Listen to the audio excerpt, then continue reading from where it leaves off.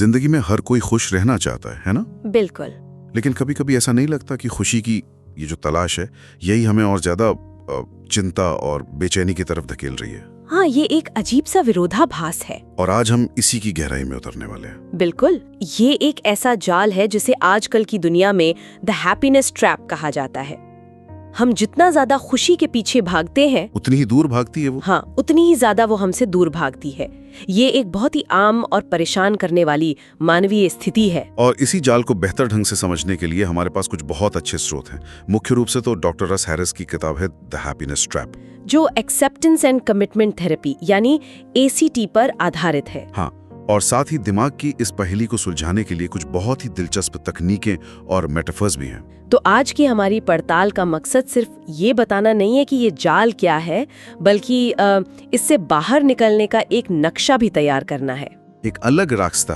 हाँ, एक अलग रास्ता तलाशेंगे जो हमें सिखाता है कि अपने मुश्किल विचारों और भावनाओं से लड़ने के बजाय उन्हें स्वीकार करके और अपने मूल्यों के अनुसार जीवन जीकर एक ज्यादा सार्थक और शांत जिंदगी कैसे बनाई जा सकती है। तो चलिए इसे समझने की कोशिश करते हैं। द हैप्पीनेस ट्रैप का जो सबसे बड़ा आइडिया है, और सच कहूं तो शुरू में थोड़ा चौंकाने वाला भी लगता है, हाँ। वो यही है कि हम जितना ज्यादा नेगेटिव इमोशन से बचने की कोशिश करते हैं, दुख, डर, चिंता, हाँ, इन सब से, और सिर्फ अच्छे भावनाओं के पीछे भागते हैं, हम असल में उतना ही ज्यादा पीड़ित होते हैं। ये तो ऐसा हुआ जैसे हम दलदल में फंसे हों और बाहर निकलने के लिए और तेजी से हाथ पैर मार रहे हो, और हम और अंदर धंसते जा रहे हैं। बिल्कुल, ये एक बेहतरीन एनालॉजी है। और देखिए, इस विरोधाभास के पीछे ना एक बहुत गहरा मनोवैज्ञानिक कारण, हाँ, मनोवैज्ञानिक और विकासवादी कारण भी। हमारा दिमाग, जिसे हम मन कहते हैं, वो असल में हमें खुश रखने के लिए बना ही नहीं है। अच्छा। उसका पहला काम हमें जिंदा रखना है।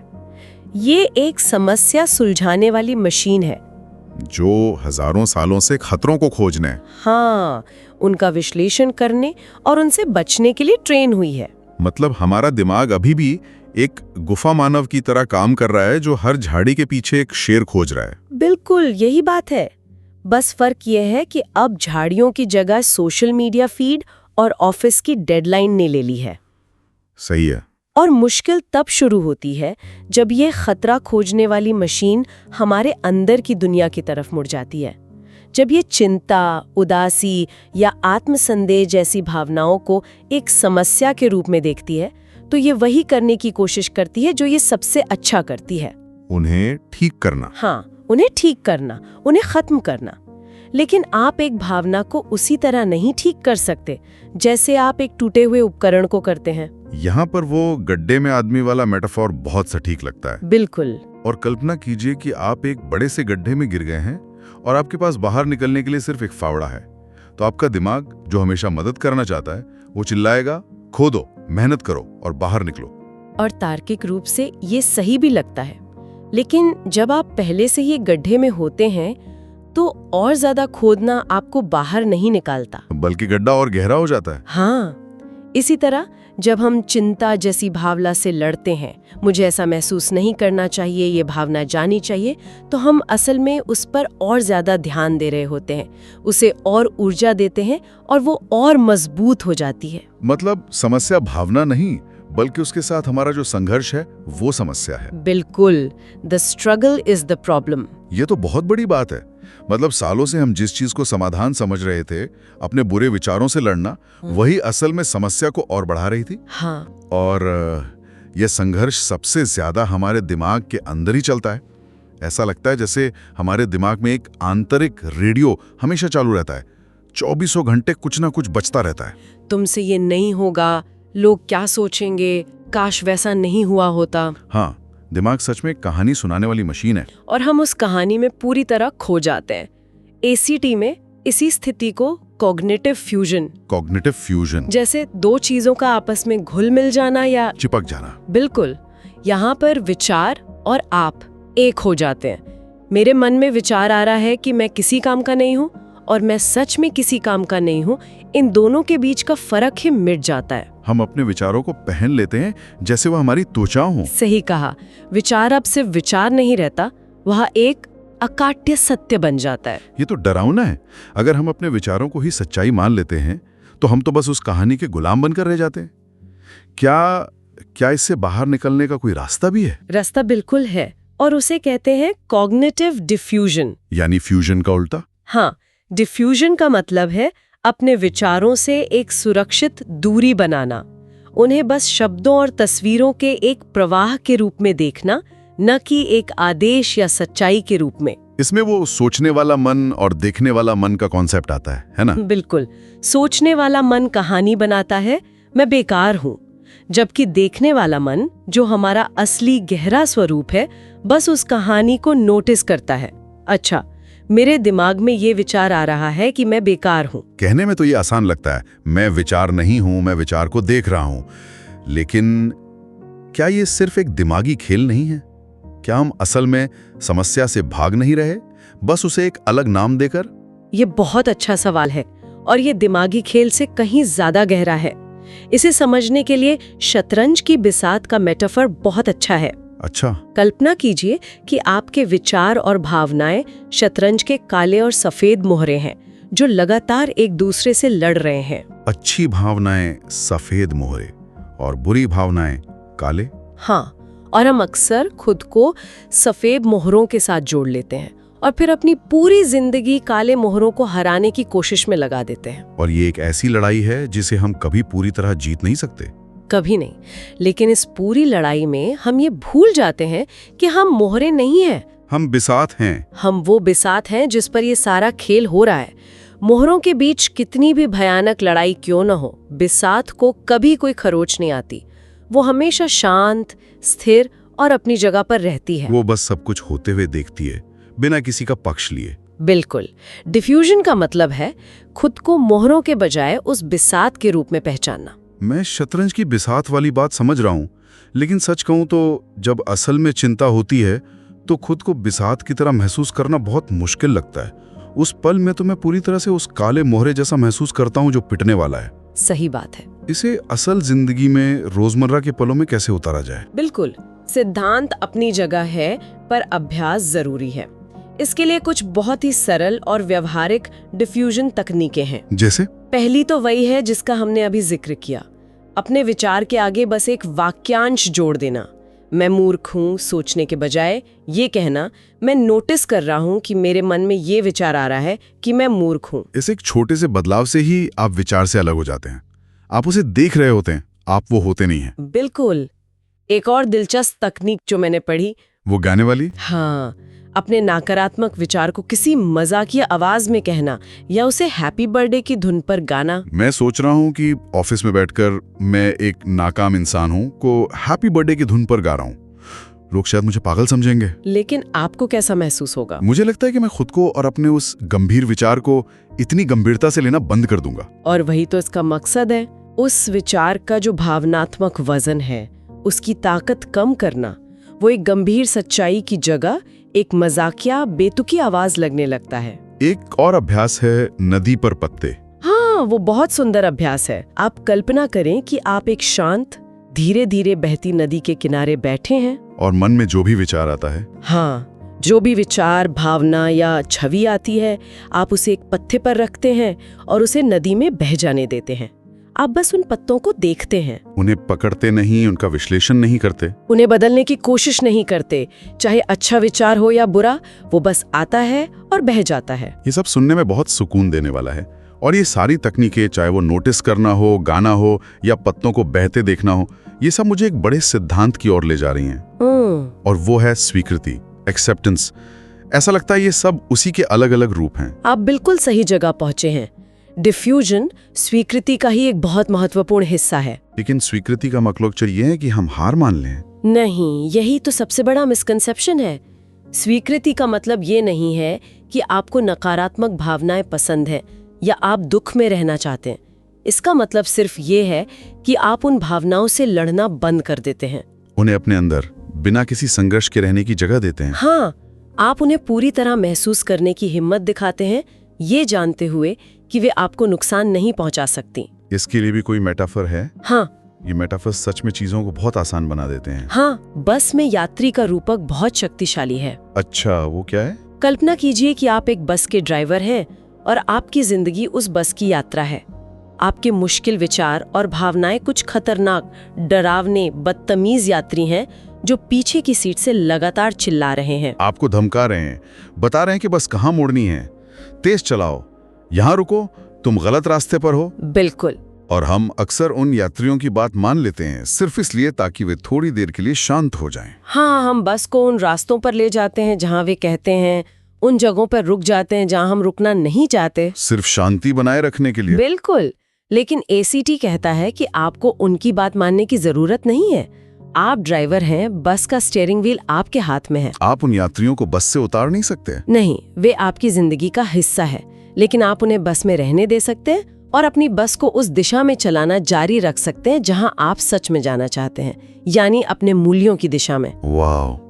तो इसका मतलब है कि सालों से मैं अपनी बस को इन डरावने यात्रियों के कहने पर अजीब गरीब गलियों में ले जा रहा था, जबकि मंजिल तो कहीं और थी। हम सब यही करते हैं। मुझे लगता था कि उन्हें शांत करना मेरी जिम्मेदारी है, पर आप कह रही हैं कि मेरी जिम्मेदारी बस को चलाना है, यात्रियों को चुप कराना नहीं। बिल्कुल। आपने यहाँ एक बहुत महत्वपूर्ण शब्द का इस्तेमाल किया, मूल्य।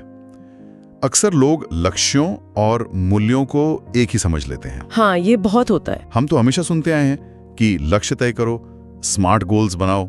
हाँ, और लक्ष्यों में कुछ भी गलत नहीं है, वे हमें प्रेरणा देते हैं, लेकिन उनमें और मूल्यों में एक बुनियादी फर्क है।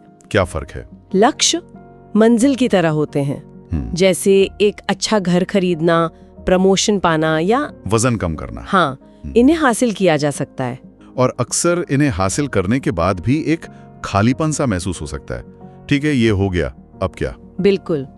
जबकि मूल्य एक दिशा की तरह है, एक कंपास की तरह। उन्हें कभी हासिल नहीं किया जा सकता। हाँ, जैसे ईमानदारी, दया, सीखना या साहस, ये कभी खत्म नहीं होते। ये जीने का एक तरीका होते हैं। तो प्रमोशन पाना एक लक्ष्य है, लेकिन एक सहयोगी और मददगार सहकर्मी बनना एक मूल्य है। समझ गया। और ये अंतर इसलिए बहुत महत्वपूर्ण है क्योंकि जब जीवन मुश्किल होता है, जब लक्ष्य दूर लगते हैं या पूरे नहीं होते, तब मूल्य ही हमें दिशा दिखाते हैं। हाँ, लक्ष्यों पर आधारित जीवन उतार चढ़ाव भरा हो सकता है।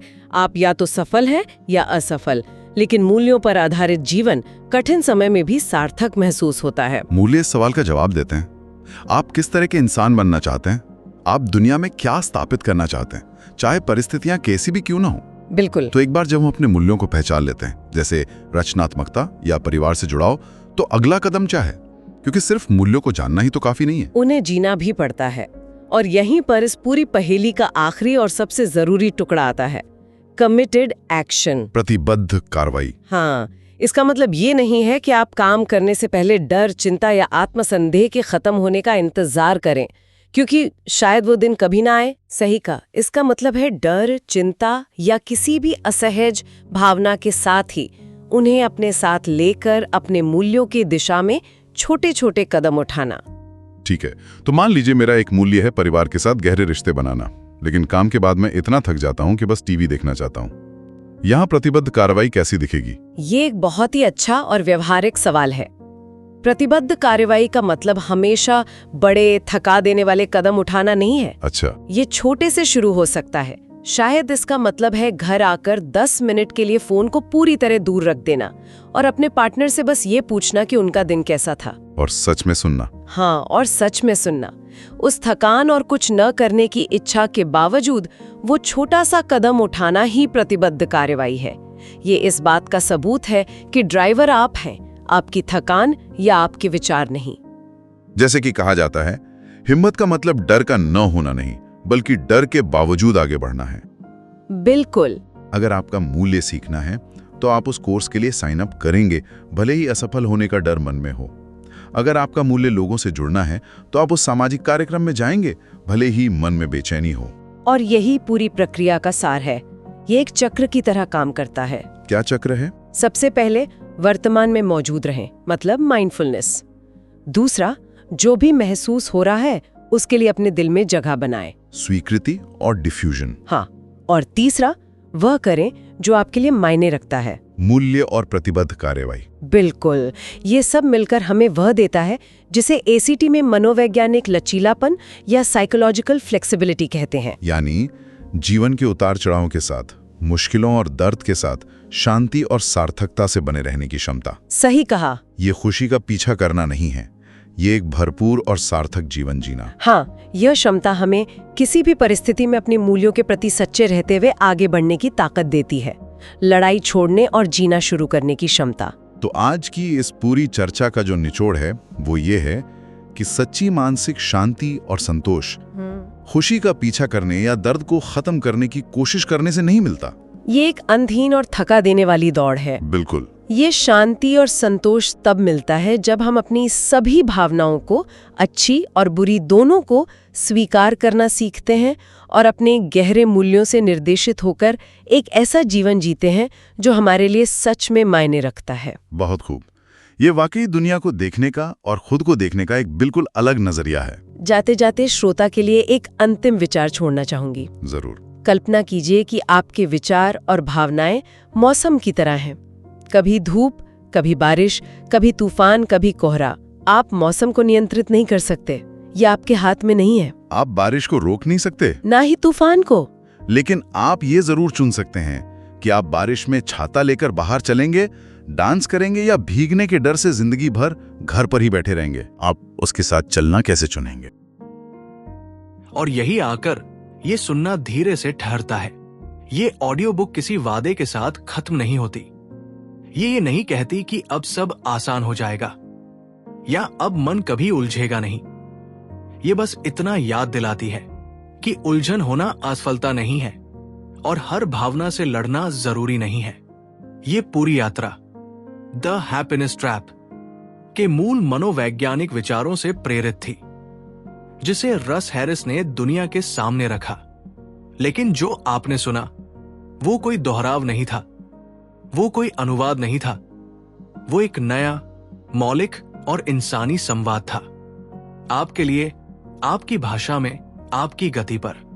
अगर इस सुनने के दौरान कहीं आपको यह महसूस हुआ हो कि आप खुद से थोड़ा कम लड़ रहे हैं या अपने मन को थोड़ा ज्यादा जगह दे पा रहे हैं, तो समझिए यही इस ऑडियो बुक की सच्ची उपलब्धि है। खुशी को पकड़ने की कोशिश हमें थका देती है, लेकिन शांति के साथ चलना हमें स्थिर बना देता है।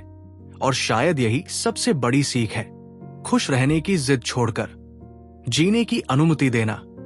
अगर आप ऐसे ही शांत, गहरे और विचारशील ऑडियो अनुभव कभी सफर में, कभी रात की खामोशी में या किसी भारी दिन के बाद सुनना चाहते हैं, तो एनलाइटनिंग ऑडियो बुक आपके साथ बना रहेगा।